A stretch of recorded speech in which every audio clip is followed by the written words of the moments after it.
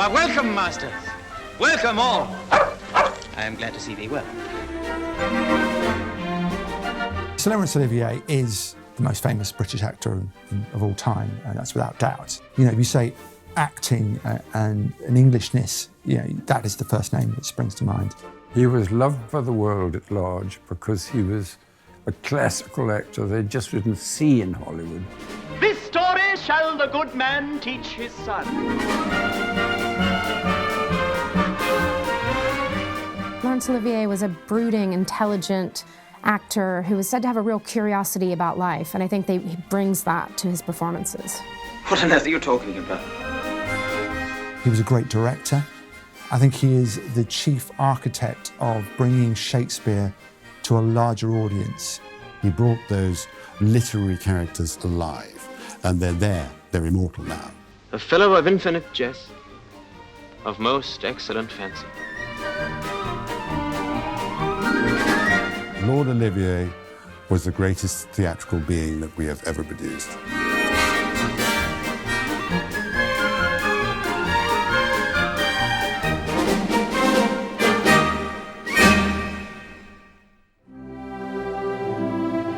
Laurence Olivier was born 22nd of May, 1907 in Dorking in Surrey. Laurence Olivier was the son of a clergyman, but he didn't have a very wonderful childhood because he was one of those clergymen who was posted all over the place as temporary vicars. The young Larry wasn't able to form tremendous friendships with other boys because he was never around long enough to do so. He had quite an interesting ancestry. He came from a whole line of clergymen, actually. And in fact, he could trace his roots back to the Huguenots.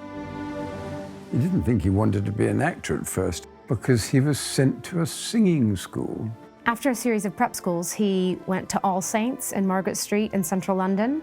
And the vicar there was quite unusual, that he really encouraged the pupils to get involved not only with religious dramas and singing, he really encouraged secular works as well. And that's where Olivier first got his taste of Shakespeare, in school plays at All Saints.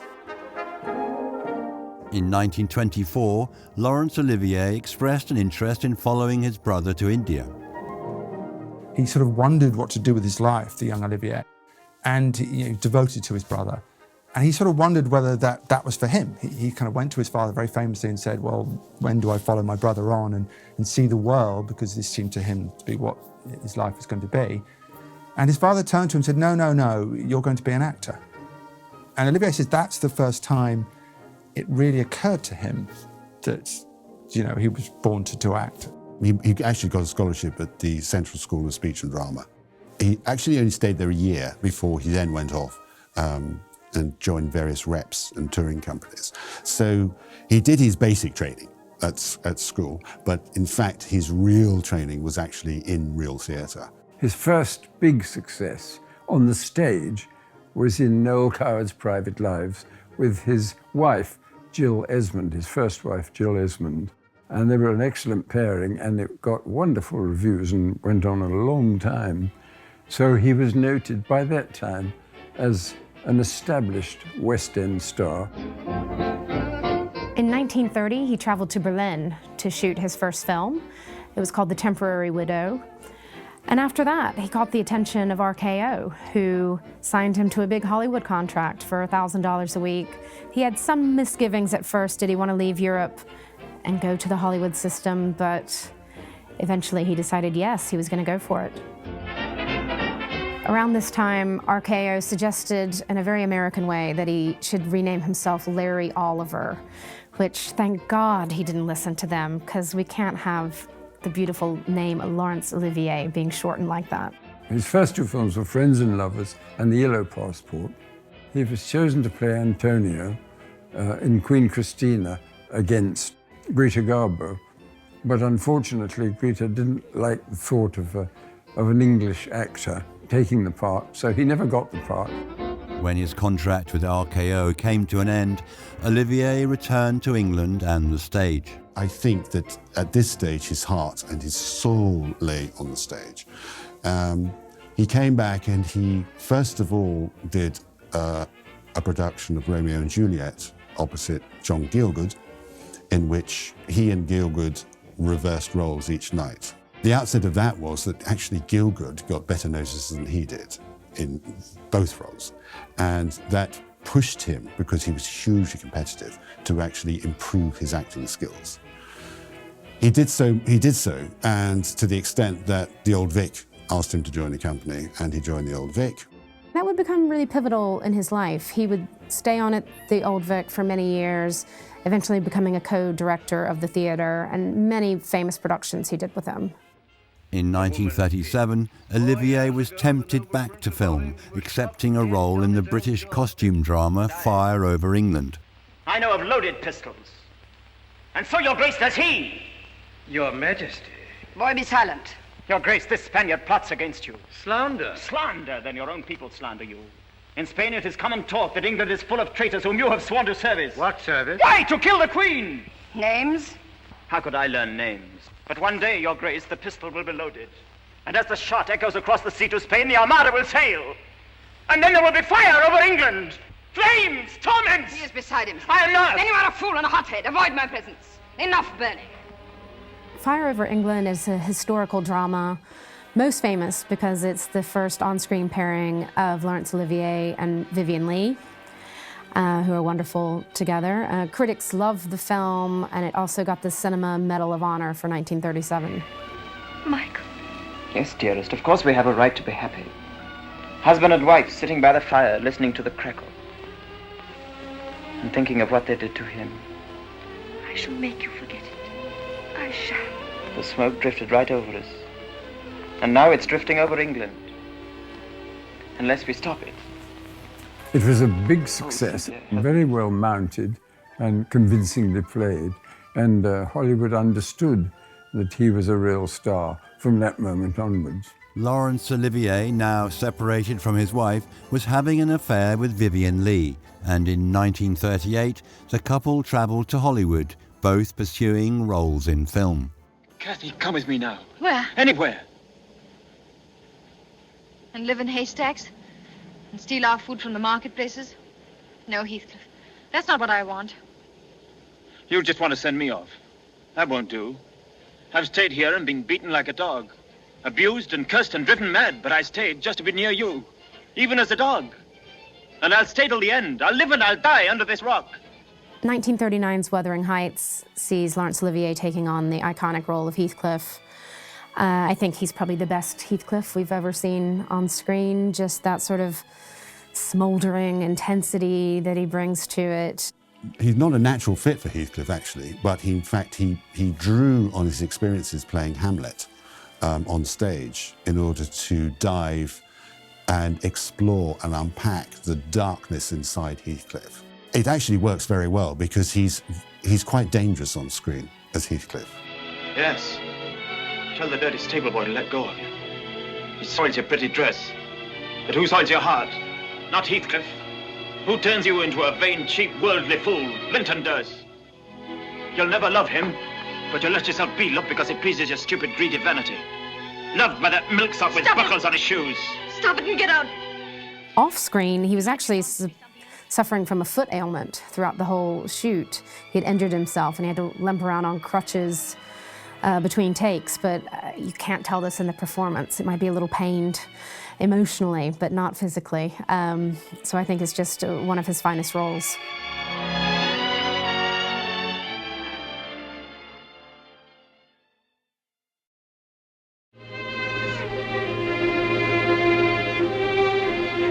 Laurence Olivier further raised his profile with American audiences when he starred in the box office hit Rebecca.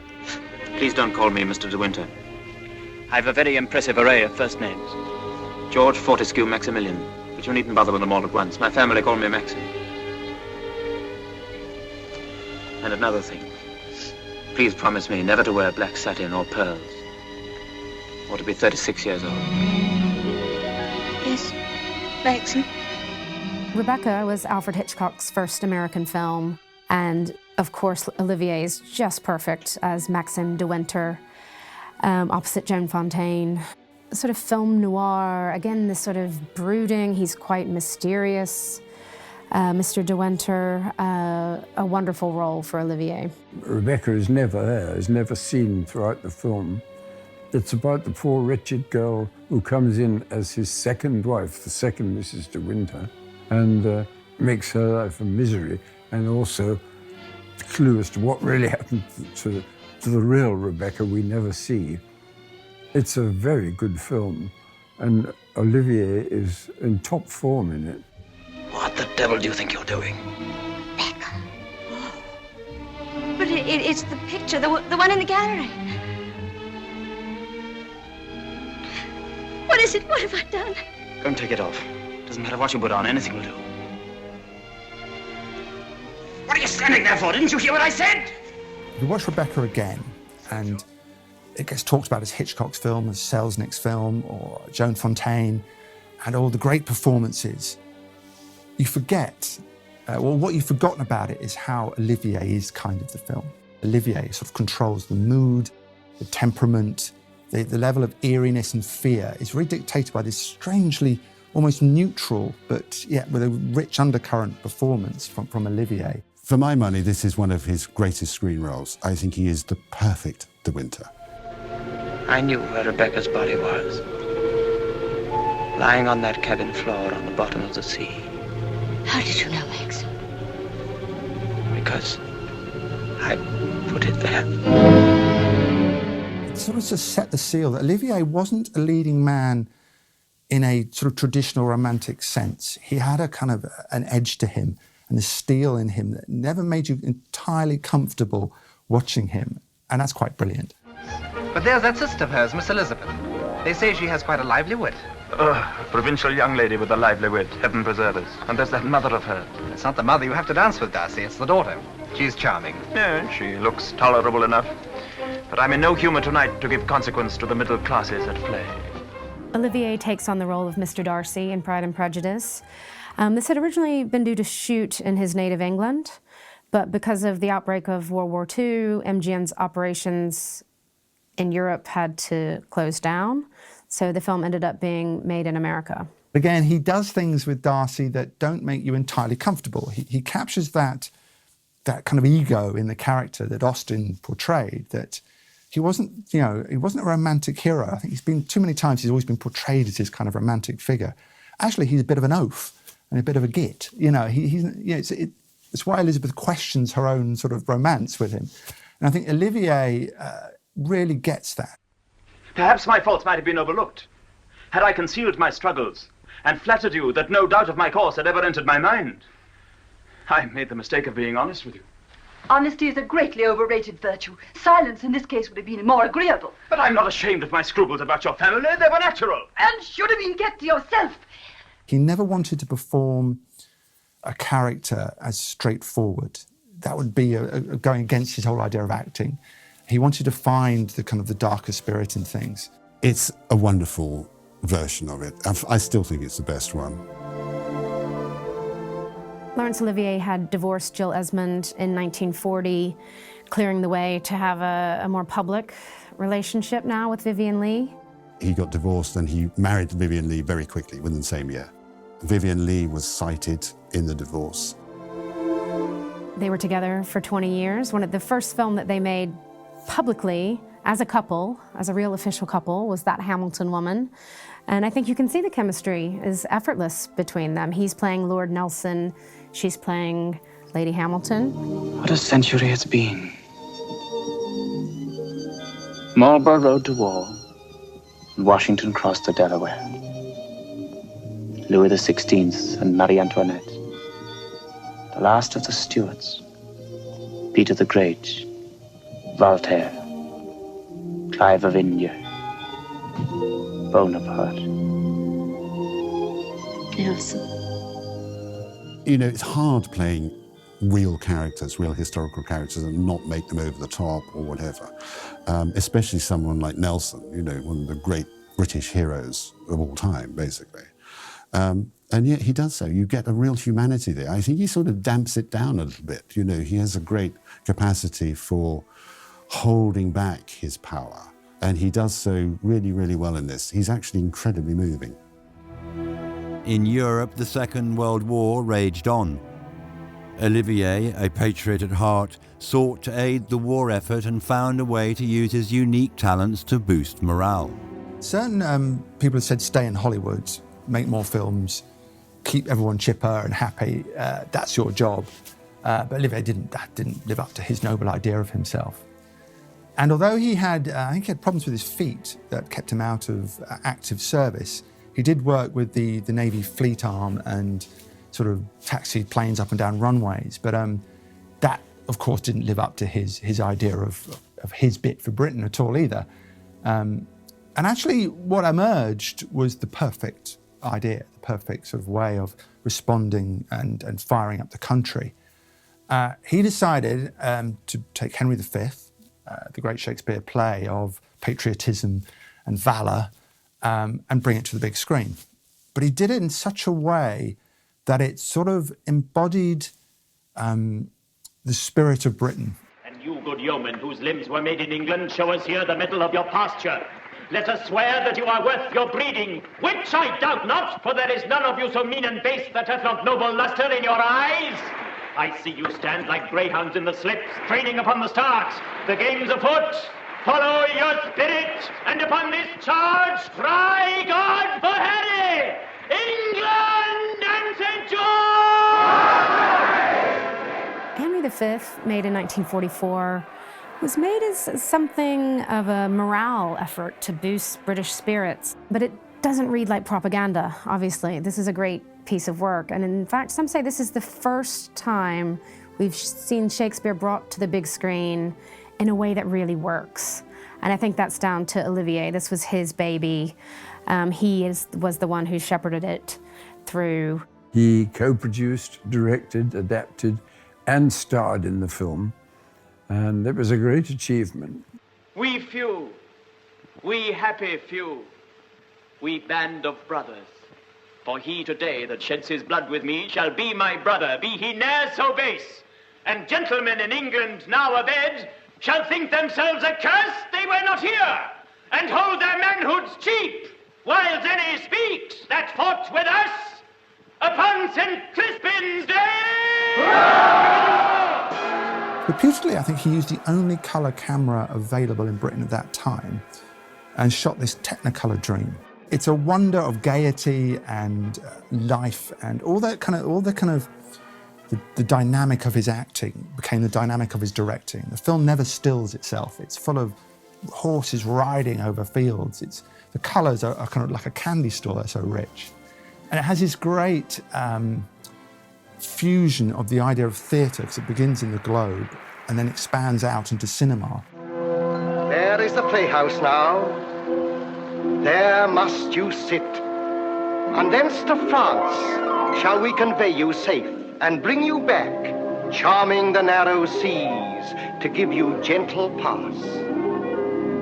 But here, till then, unto Southampton do we change our scene.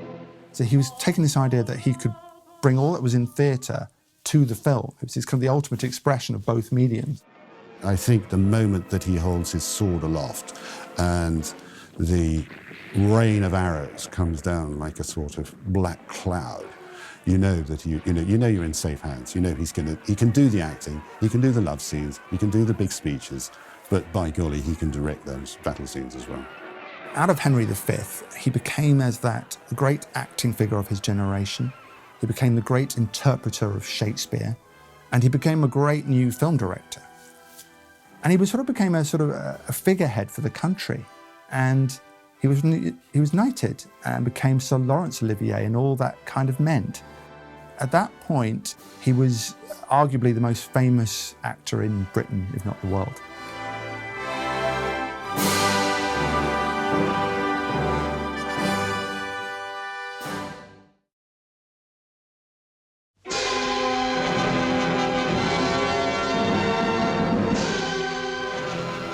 My father.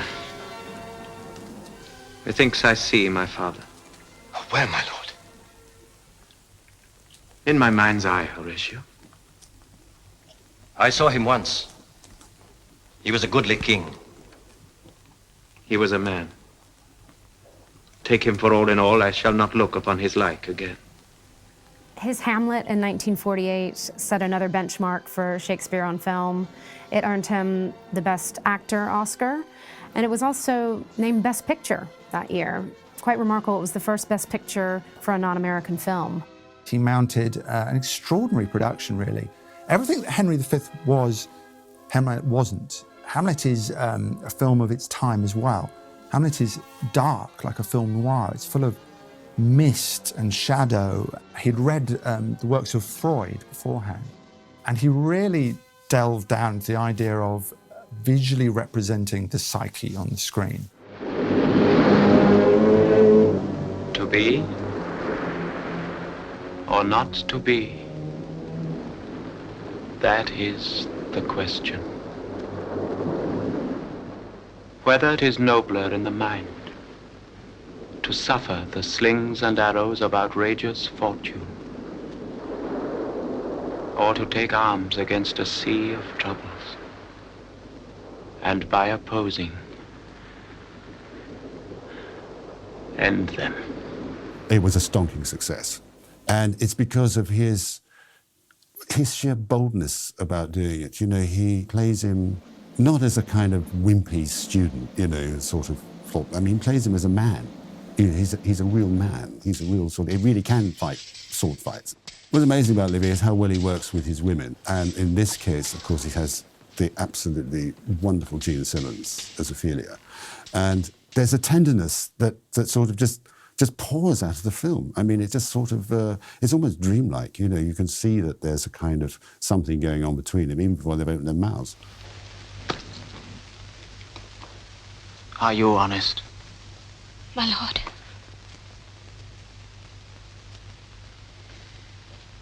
I did love you once. Indeed, my lord, you made me believe so. The only person who maybe didn't like it was the J.D. Salinger character Holden Caulfield in Catcher in the Rye, who sort of takes a little shot. He had been to see the production and said, oh, you know, Hamlet's too handsome. I don't like Olivier's Hamlet, he's too handsome. He should be a bit more suffering. But I think that was the only real criticism of the film.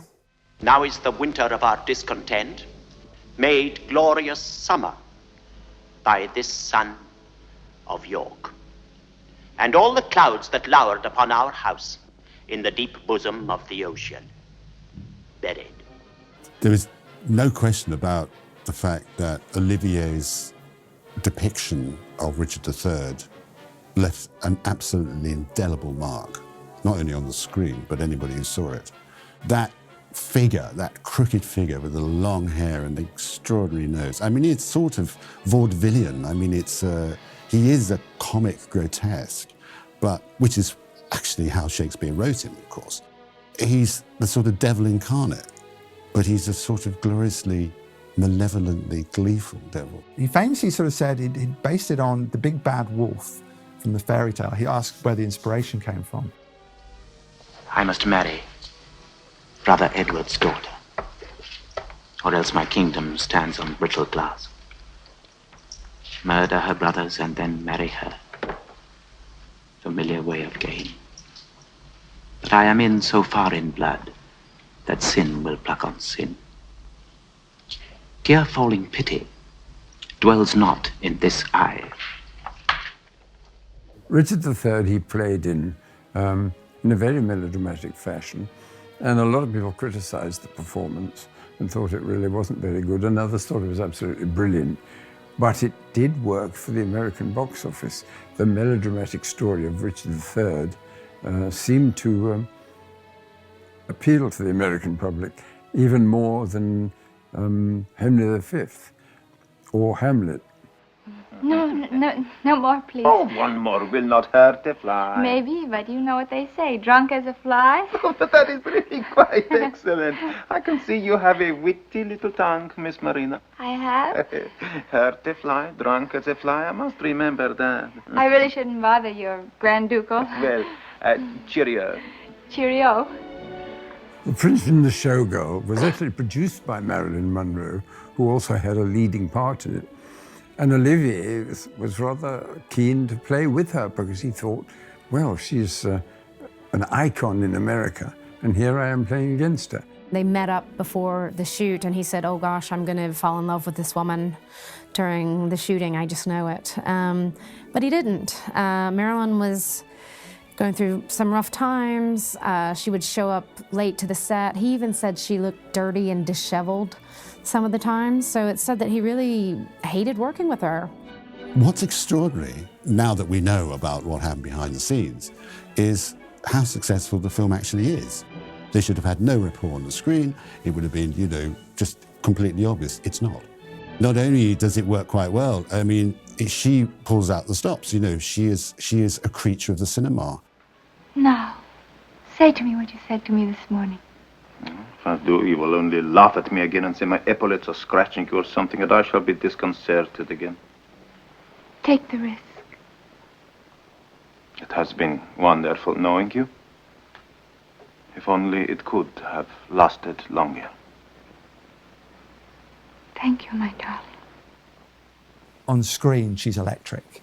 And maybe that's kind of finally what got him, was that he would look at the rushes and no eyes would ever be drawn to Laurence Olivier in any scene. They would be drawn to Monroe. And that's entirely the point of the film, but that may not have sat too well with him. Laurence Olivier was lauded by critics for his performance in the stage production of The Entertainer, written by contemporary playwright John Osborne. He went for the English stage company to play in The Entertainer because he felt he was doing too much classics. He wanted to do something new, and a lot of people thought he couldn't do it. But when you saw the play and then the film, which he made shortly afterwards, it's a marvelous performance of this broken down old comic trying to relive the old days of the music hall. Terrific performance. Are you really serious, Archie? Serious?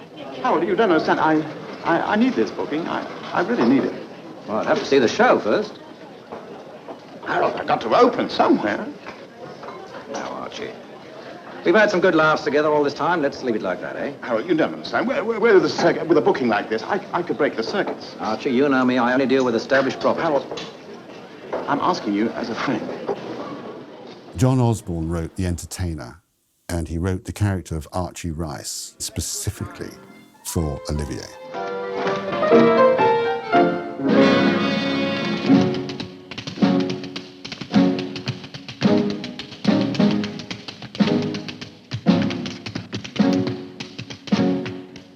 Osborne knew what he was doing.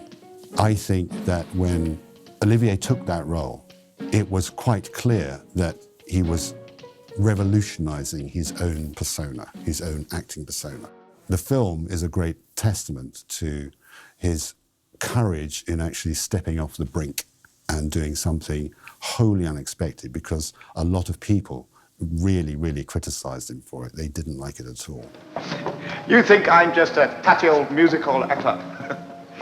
You know, when you're up here, you think you love all those people around you out there. But you don't. You don't love them. It really is a sort of fabulous performance. In some ways, the definitive one. You know, if you take away the kind of Shakespeare as Shakespeare and defined, Archie Rice is the one that proves to you that Olivier was kind of more than that. He had much more texture to his range as well. One day I shall cleanse this Rome which my fathers bequeathed me. I shall restore all the traditions that made her great. It follows then that I cannot come to power or even defend myself by an act which betrays the most sacred tradition of them all. I shall not bring my legions within these walls. I shall not violate Rome at the moment of possessing her.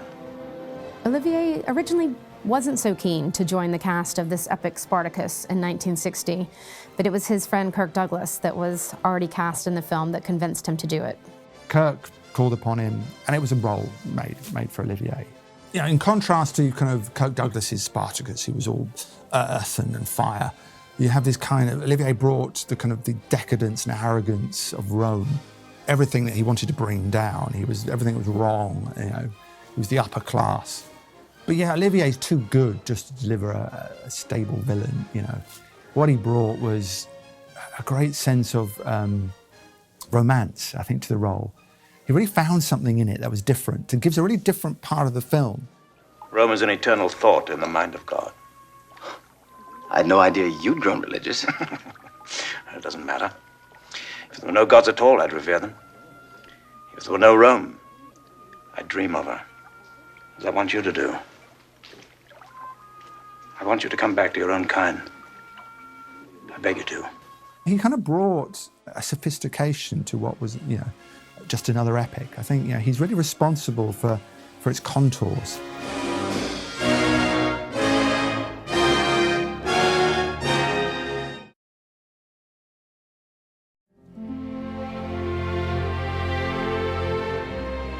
After 20 years of marriage, in 1960, Vivien Leigh divorced Laurence Olivier. The actor married his third wife, Joan Plowright, less than a year later. From 1963 to 1973, Olivier was busy with films and theatre, and he was invited to be the founding director of the National Theatre in the UK. Very prestigious gig for him. A lot of people thought, no, it should have been a proper producer, not him. He should act in it, but he shouldn't actually do it. And in the end, he was forced out rather cruelly by the board of directors.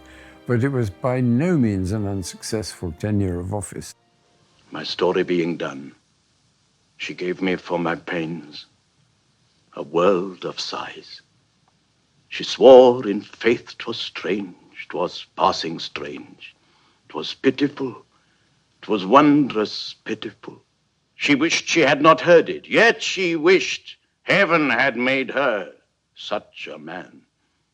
It may not be very politically correct these days to like Othello with Olivier in it, because it's not thought well of to black up in a performance. But it was very much normal at the time, and it was very much normal in terms of characters interpreting them more. What is interesting, he brings the kind of the darkness to the role. He brings that idea that he's not necessarily sympathetic, that the Moor has murder in him. Now, forever farewell the tranquil mind. Farewell content.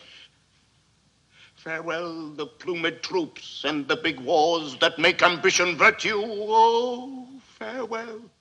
Of course, it is easy to mock now, in this enlightened age, when we don't do blackface anymore.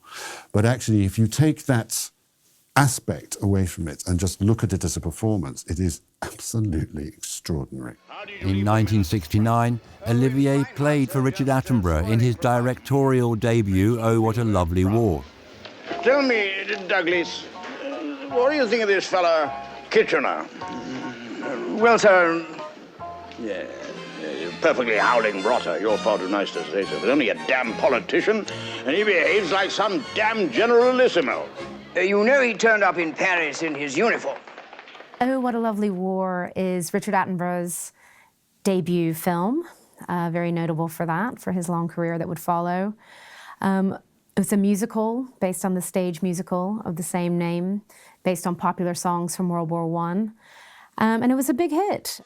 I think Olivier very much admired what the film was setting out to do and be, and admired, again, that theatricality. I think he liked that it was his idea of a marriage of the traditions of theatre with the kind of the complexities of cinema.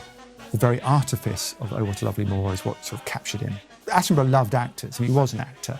So, you know, to have Larry on his set must have been the joy of joys for Attenborough. So I'm sure there was a good relationship. Tell me, do you agree that the detective story is the normal recreation of noble minds? I'm afraid I don't know very much about noble minds. Is it supposed to be? I'm quoting from Philip Cordella, a biographer of the 30s. The golden age when every cabinet minister had a thriller by his bedside and all detectives were titled. Before your time, I expect. Somewhat. Let me carry that. Oh, thank you so much. Michael Caine was extremely nervous when he had to perform with Laurence Olivier in Sleuth. And he said, how do I address you? He said, well, look, I'm Lord Olivier, and you're Mr. Michael Caine, just the first time. The rest of the time, I'm Larry, and you're Mike. I said, let's keep it that way. And actually, when you look at Michael Caine, he's as good as Olivier. It's probably his best performance on the screen. Sleuth is fascinating. It's fascinating just because it's a wonderful play written by Anthony Schaeffer. And it presents a wonderful stage-like, atmosphere for any film. It's a double header. It's all about performance. It would have appealed to everything that Olivier liked about, again, this marriage of film and theatre. But it's the interplay between the two actors that is so delicious. Knock it off, Andrew. For God's sake. It ain't funny no more. It ain't it? Can you find a flaw in it? Marguerite. Huh? The cops will trace a connection between Marguerite and me. What nonsense. They'll know that's why you did it. I was expected to know who you were. The law will have every sympathy for me. Property has always been more highly regarded in England than people. In the latter half of Olivier's career, I think it stands out as the great showpiece. After The Entertainer, I think Sleuth is the great sort of flamboyant representative of the Olivier myth, You could see what he could do. Olivier's health had begun to fail and the actor was suffering from a series of ongoing illnesses. However, he managed to return to cinema screens in 1976 to play an unforgettable villain. Is it safe? Yes, it's safe. It's very safe. So safe you wouldn't believe it. Is it safe? No, it's not safe. It's very dangerous. Be careful. Marathon Man, directed by John Schlesinger, is one of those really classic, smart thrillers from the 1970s. Olivier wasn't quite sure he'd be able to actually complete the filming because he had been diagnosed with cancer and didn't know if he would be able to shoot the whole production, but he did, and just such a wonderful job, a great performance by him, and it earned him another Oscar nomination as supporting actor. He's this kind of evil Nazi dentist, which in any other hands is a joke, it's a joke performance, it's a silly bit of villainy. But Olivier brings an intensity and horror to him that really kind of fills your head. I don't think there's been a visceral scene like the dental scenes in Marathon Man in cinema. Simple oil of cloves, and how amazing the results. Life can be that simple. Relief, discomfort. Now, which of these I next apply, that decision is in your hands. So, take your time. He was struggling with cancer at the time of John Schlesinger's Marathon Man, in which he played for the first time with Dustin Hoffman. And there's a very funny story about the two, because when they were in the dentist chair, Larry did it the first time absolutely right, but Hoffman took 12 or 13 takes. And Dustin asked him, he said, I just can't get this scene right.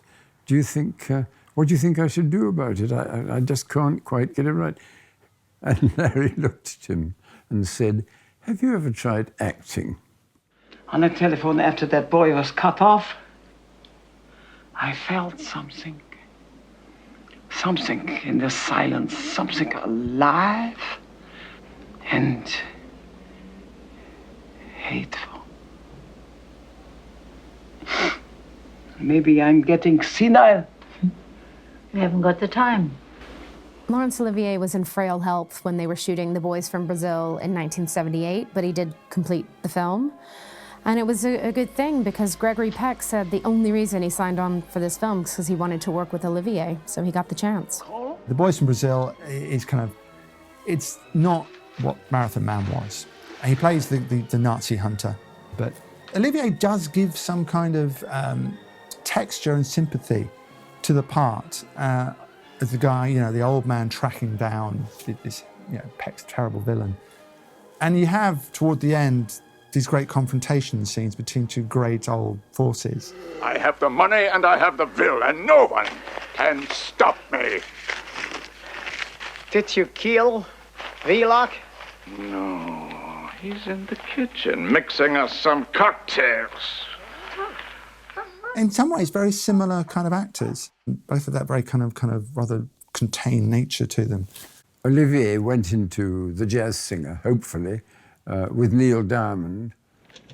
There are some things is more important not to change. Our people were killed for saying a prayer a certain way. We owe it to them to keep on saying it their way. You can't change what has always been. That's how you know where you stand. But he didn't like the result, rather talked against it to various producers. But one thing is sure is that Neil Diamond profited from the film because he sold even more records than ever. Neil Diamond said that Laurence Olivier was such a joy to work with, and he just loved being around him on the set. So it's not an embarrassing film by any means. It's just more known these days for the music. With 1,000 pains, that vision's face was grained, yet no blood reached there from the upper ground, and no guns thumped, or down the flues made moan. Strange friend, I said, here is no cause to mourn. Olivier's final film on the screen was an unusual one, but also represented that he was still interested and still engaged. But he performed in War Requiem. He was the narrator. I have to say, it is an unbearably moving moment. It is a wonderful film, War Requiem. It's basically built around Benjamin Britten's great work. It's a wonderful film, and Olivier has this wonderful, tranquil, calm presence within it that is absolutely perfect in keeping with it. Laurence Olivier died on the 11th of July, 1989, and he had the great honor of being buried in Poets' Corner at Westminster Abbey.